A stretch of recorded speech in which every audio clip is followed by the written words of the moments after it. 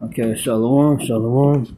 First and foremost, I want to start off by giving the higher praise, honor, glory to Yahweh, Bahashem, and Hashem, Crocodile.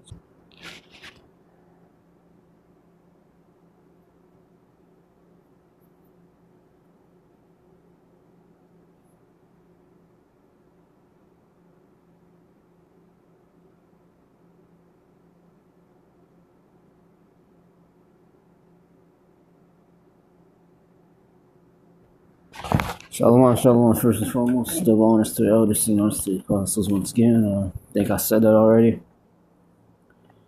As well, all praise to the Lord, Yahweh, Yahweh Shah, the true name. In this lesson here, we know it's October. It's October the 21st right now already. And soon, Jacob's this wicked ass Halloween is gonna come up. So I wanted to make a video just going into what it really means. Refresh you brothers on that history in case you already know, just in general. That has nothing to do with the scriptures, that has nothing to do with the Bible and what the Lord proclaims us to follow.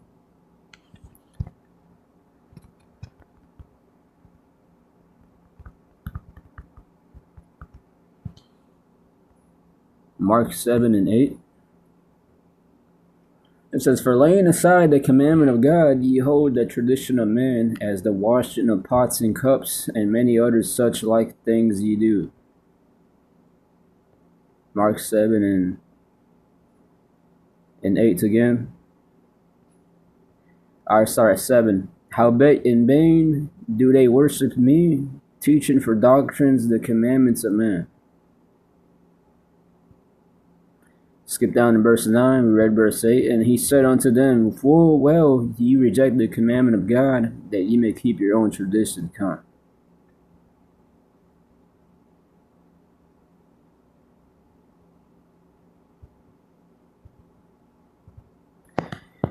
Get this in an NIV. It's more easy to understand.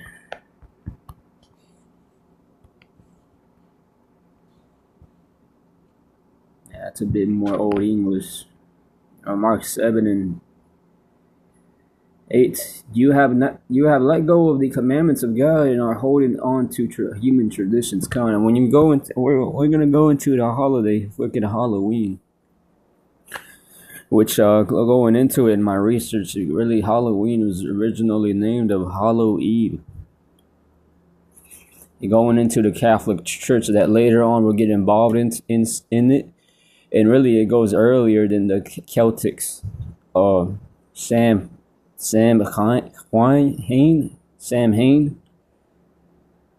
Kind of sounds like San Juan, but SamHein.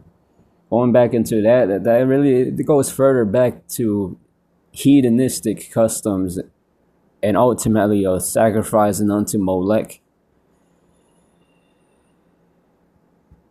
Just as your Christmas goes into ball, but it's not. I don't want to go all over the place.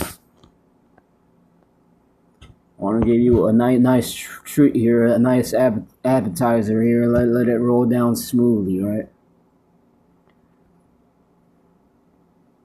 Some true chefs in Israel. This is Mark 7 and verse 7. "They worship me in vain. Their teachings are merely human rules. You have let go of the commandments of God and are holding on to human traditions." So yeah, just like the Pharisees here.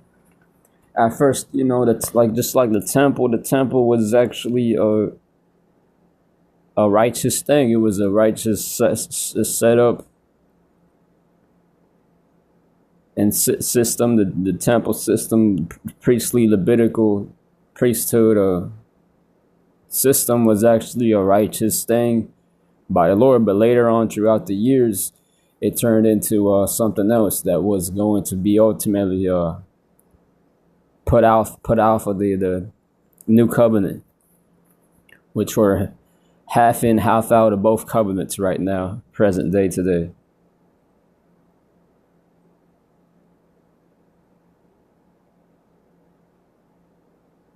If we wanted to, we could do animal sacrifices.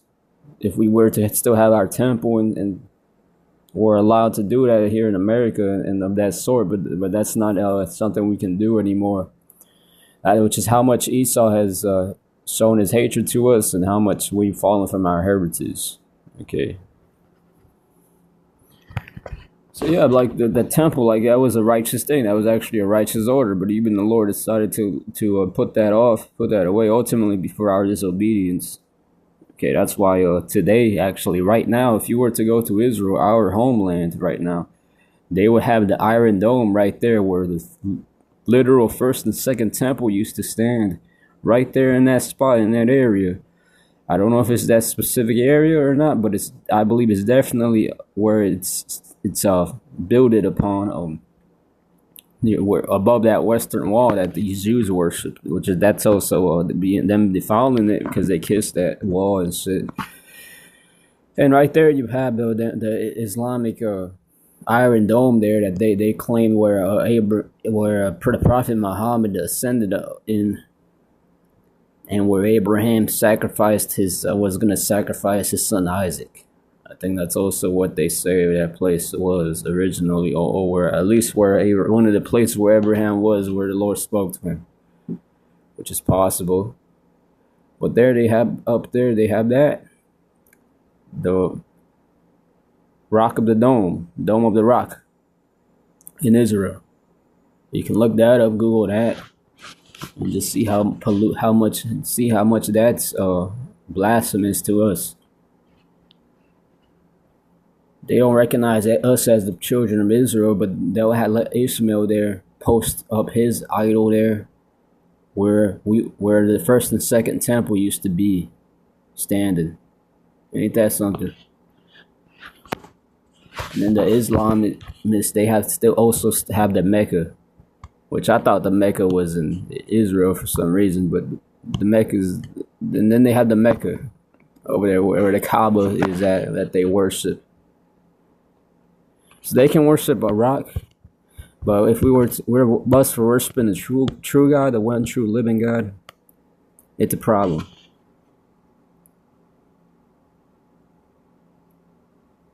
And it's ultimately a problem to the Lord, because this is our punishment, this is our curse. We didn't want to serve him, so now he's showing us how it is to be forsaken by him, because we didn't want to serve him. When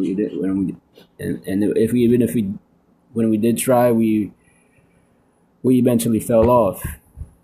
And in some other life, or even in that life, we could have sinned and went off. Like King David sinned, he went off.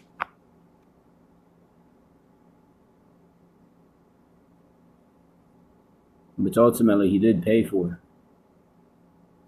In another life, he paid for that sin he did. But let's move on to it. I'm rambling too much. Let's move on to the main entree, right? The entree here, where we get here in Halloween. Let me find the document I have here. It's titled Halloween here. Let's see. SamHein marked the Celtic New Year, where they also worship the dead spirits of their ancestors, giving them sacrifices for them. For the Celts, October 31st wasn't just the end of harvest. It was the New Year's Eve. It symbolized the death of summer and the beginning of the darker, colder half of the year. The time of Celts' summer ended on October 31st. They called this festival SamHein. Happy New Year. SamHein was the Celtic New Year. Ancient Celts celebrated their New Year on November 1st. Yeah, it was like a 5-day festival where they would overly get drunk and eat gluttonously. And we're gonna get more later on into their the Druids, which were the Celtic priests that would ultimately go door to door. That's where you get the trick or treat from. Now, some people, they won't mention that dark side of this day, Samhain, but this is really what it is. This is also something that they won't. Some people, they'll mention about Samhain and go into the origins of Halloween, but they won't mention Some of them also, a lot of them, most of them that when I did my research, most of them didn't speak about the dark side of that this Halloween shit, where they would actually go door to door and sacrifice, and sometimes they would, yeah, we're gonna get into it, man. How they would get the children too to get them to be sacrificed.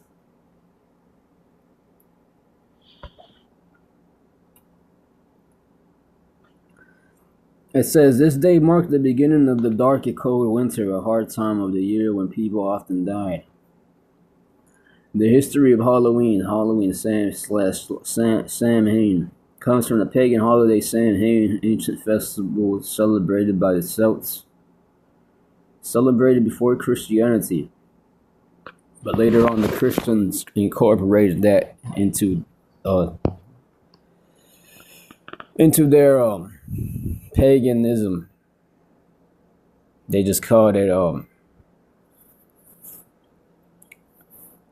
Saints' Day.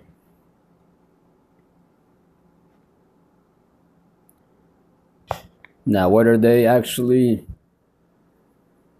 did that because they were just ignorant, I'm not sure, or they did that because they would also secretly hide induce rituals, human sacrifice. I don't know that much, but either way, man, All Saints Day, that's off too because they worship the saints. I actually had to look that up if that's true or not, but it says in the Catholics worship Eve. Prayers for members who had died, family members who had died. From these good Catholic customs and practices, okay, this is these Catholic customs and practices, which it wasn't good. I don't know why I wrote that one. Had been largely forgotten and put aside with the increase and decline of Christianity, the corresponding rise of paganism. Even the holiday of obligation has been abrogated, and many Catholics no longer think of the religious sacrifice of Halloween, which means the Old English All Hallow Yin. Unfortunately, there is reason for that negligence. Yes, so Catholics who celebrate this day, and then in the Catholic churches today, they actually celebrate this because the Catholic Church today is nothing like it was even used to be. Even back then, it's nothing how like it used to be even back then.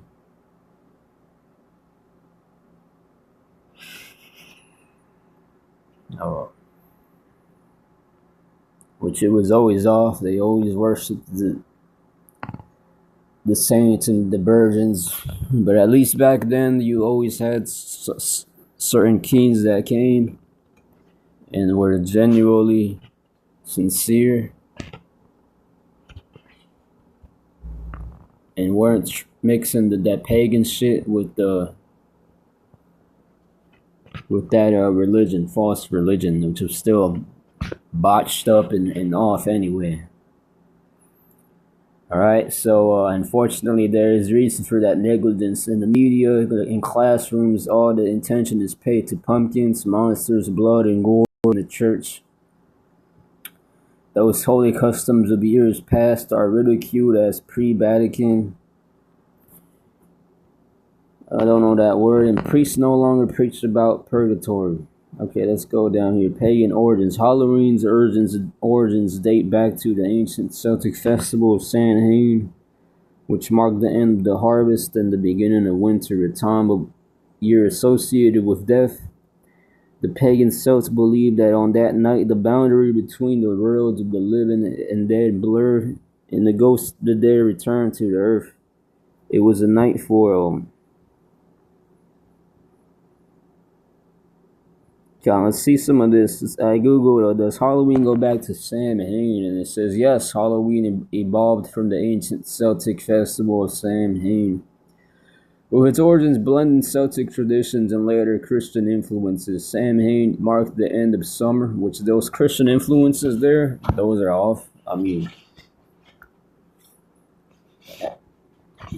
like why would you even put a holy day on the same day that of this wicked tradition here, Samhain? Okay, why would you do that? It doesn't make sense, right? And plus, on top of it, it already said there that they would talk to the dead. That's witchcraft because they believed the Celtics there. They believed that the dead would come to visit, and that's why they would also put tulips, whatever that is, pumpkins. Back in that time, I'm not sure what it was. Some type of jack-o'-lantern pumpkin there and shit.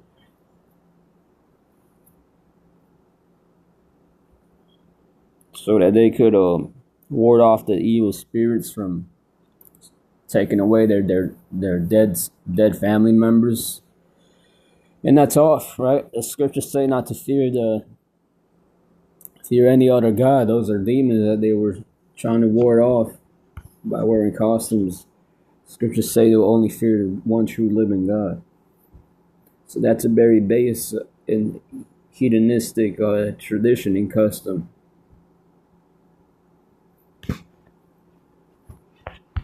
Okay, that's why I gotta get Jeremiah 10, which this is more specifically going into the Christmas, which I'll have to make a video on that. Once that comes up, then I have to go into the Thanksgiving first. This is Jeremiah 10. This is just going into the origins of Halloween and the exposing the paganism behind that tradition. Because you notice in my research, there's nothing in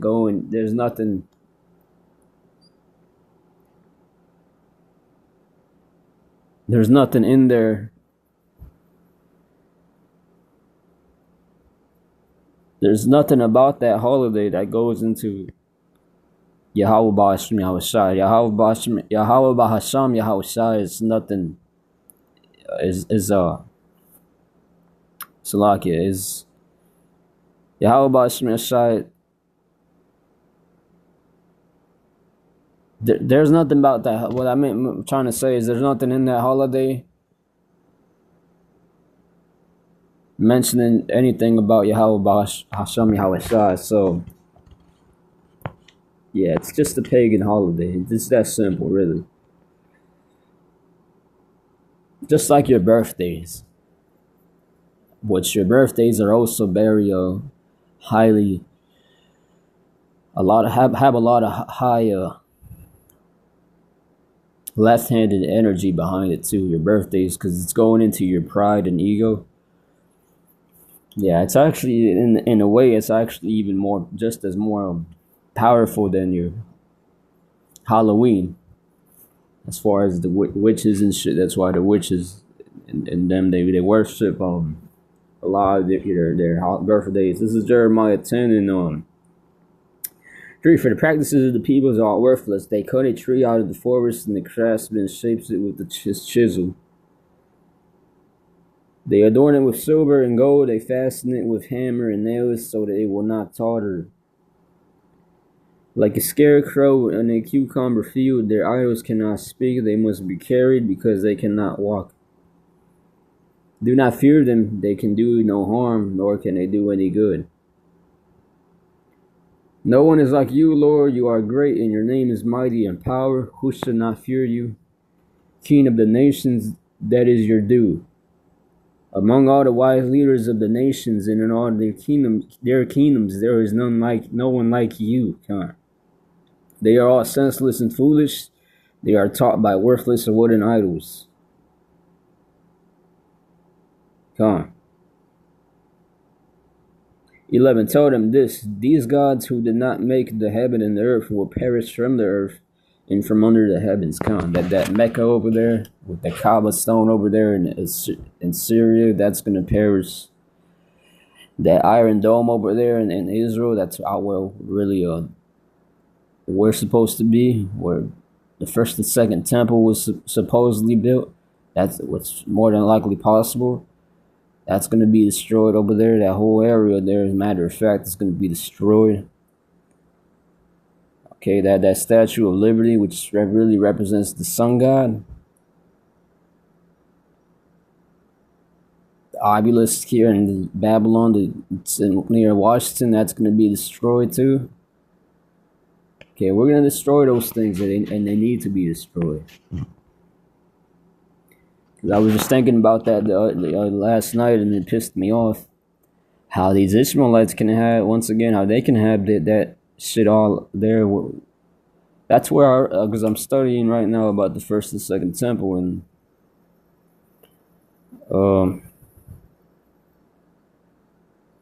yeah, hopefully nobody takes that. That's mine, alright? But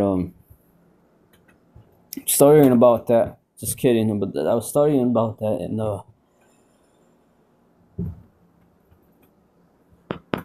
shit, man, it's off. It's fucked up.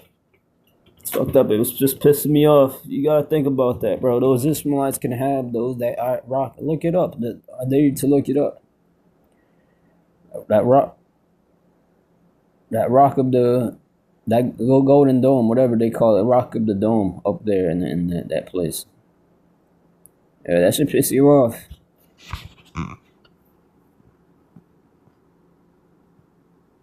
And to add further offense, that's where our first and second temple used to be built. Now, some scholars and archaeologists just argue if that was really the place where the first and second temple was built.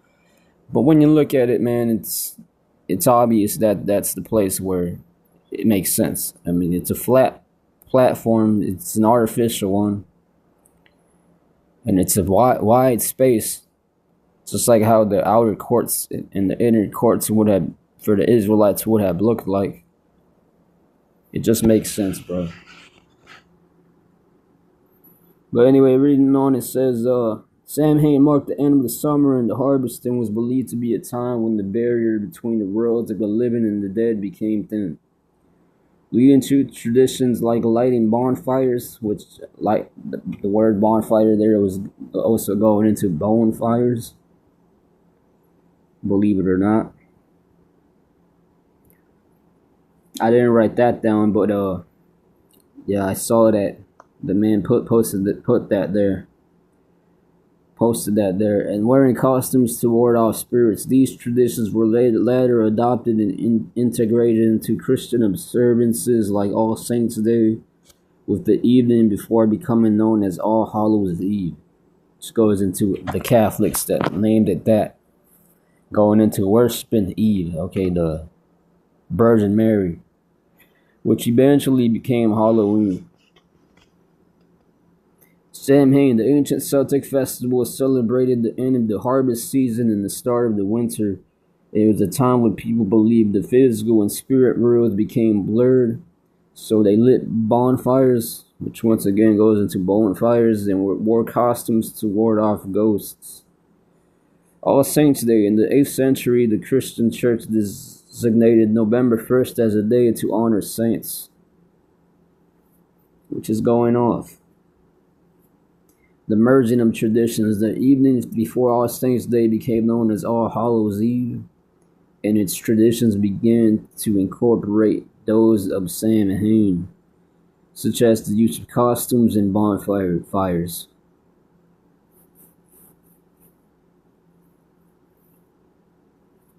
Yeah, you see, it says it in its. The evening before All Saints' Day became known as All Hallows' Eve, and its traditions began to incorporate those of Samhain. Modern Halloween. Over centuries, Halloween evolved through various influences, including European traditions and American consumerism, to become the modern holiday with trick-or-treating, jack-o'-lanterns, and candy we know today. Come on.